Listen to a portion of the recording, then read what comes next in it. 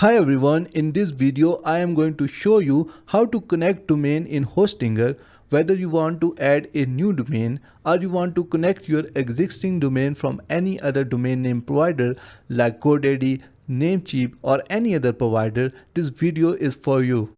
So this is our Hostinger hosting and today we are going to connect a domain to it.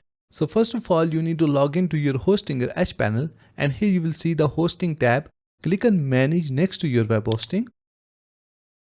Now from the left menu, click on hosting plan and then click on plan details. Here you will see your Hostinger name servers. Let's say you have purchased your domain from GoDaddy or any other domain name provider, then go to their website. For my case, I will show you the GoDaddy one. So go to godaddy.com and then from the top just click on sign in, enter your username and password and then click on sign in. So you will be redirected to your dashboard where you will see all the products and domains. Click on manage next to your domain name. From the domain settings page, scroll down and here you will see another option, manage DNS. Just click on it. After that just scroll down to name server section. So here it is. So click on change.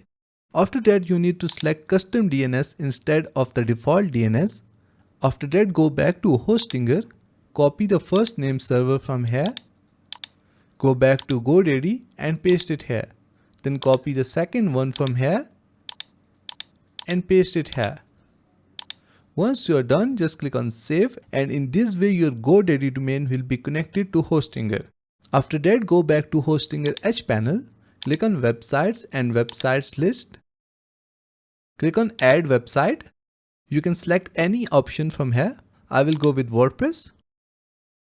Enter your administrator email and password and then click on next. Select blank site from here and enter your GoDaddy domain here and then click on next. And in this way WordPress will be installed on your GoDaddy domain.